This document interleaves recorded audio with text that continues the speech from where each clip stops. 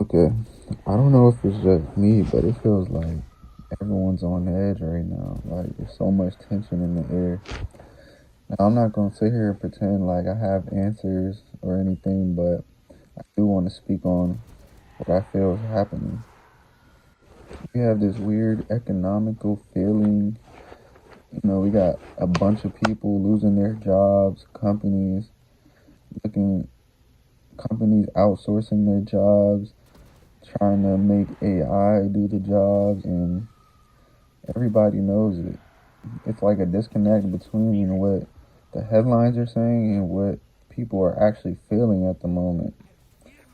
There's people out here who can't even find a home to rent or buy. Like, it's, it's not doable at the moment, and it's just crazy. People don't know how to feel about their future. They don't know if they're gonna have a job. They don't know. You really don't know what's next. And with the AI, everybody sees it. AI is improving at a crazy rate. Say it's been around for so long, but the recent weeks, AI has gone crazy. You can't even tell what's AI no more. I open up my phone and I don't know what's real sometimes. It's wild. But that goes back to people nervous. They're scared. They might lose their jobs. Like, jobs that have to do with data, numbers, coding. AI is doing all of that. It's starting to do all of that, and it's only going to improve.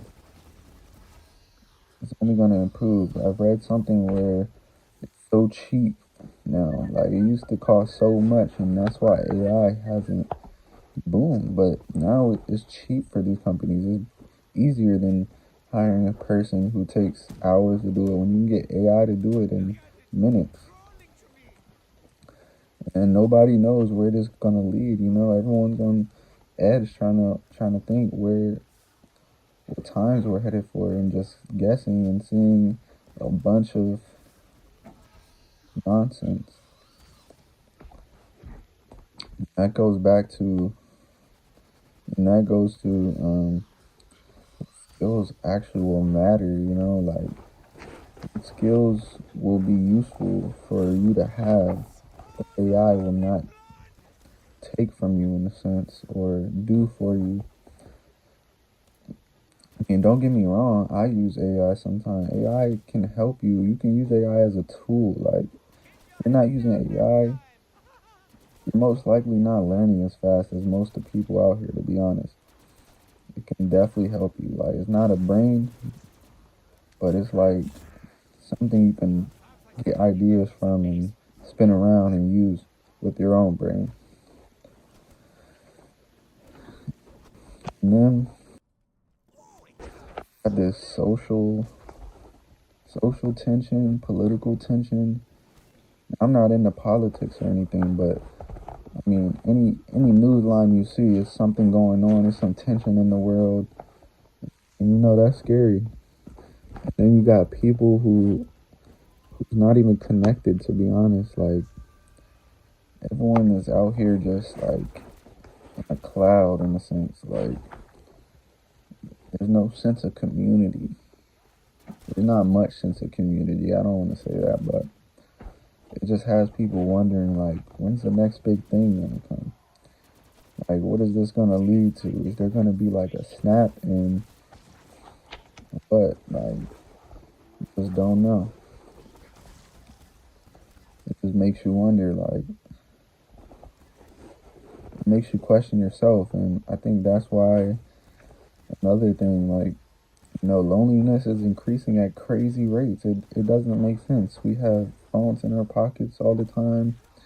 And so how are people getting more lonely?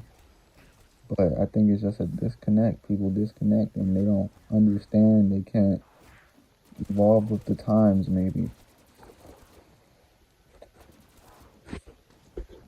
We got like this sense of permanent anxiety, you know, because people wake up, you doom scroll, like you just scroll, see a bunch of negative things, to be honest, and that's me sometimes. And recently, I've had to catch myself and put my phone down, or do what I know I need to do, because that's horrible. You know, it messes up your attention, it messes up your brain, and it's not good. It's not good when all you're reading is bad news, a bunch of mess, for real. A bunch of slop, as people will say. But it's really too much on the brain. Having 24/7 access to just news like this is, our brains weren't really meant to develop in this way.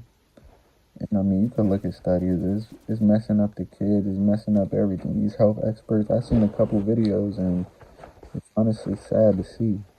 Sad to see.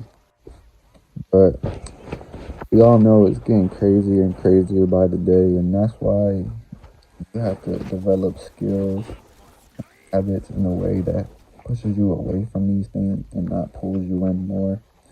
I know you might wake up, want to hop on your phone, but start small.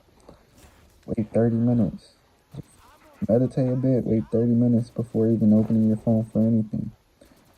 And, put a time frame on when you would use your phone. There's ways around this, because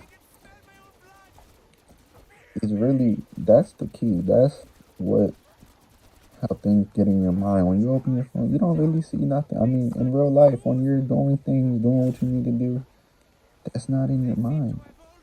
You're not seeing crazy things. I mean, you might see some crazy things outside nowadays, but it ain't nothing like you're gonna see on your phone. That's a fact. But everyone knows it's crazy right now. The rules are changing, and we just gotta figure out how they're changing and move with them. And I'm not gonna sit here and act like I have things figured out, because I don't. But I do realize that I need to keep pushing. I need to keep pushing and figure out ways to better my habits, which I've been trying to do, and figure out skills that I can learn, which I have also been trying to do. And I think that's the way. Just, keep pushing during these hard times, or weird times, I should say.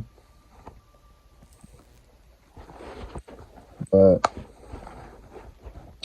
I think I've touched up on a lot of the things in my head right now, what I wanted to talk about.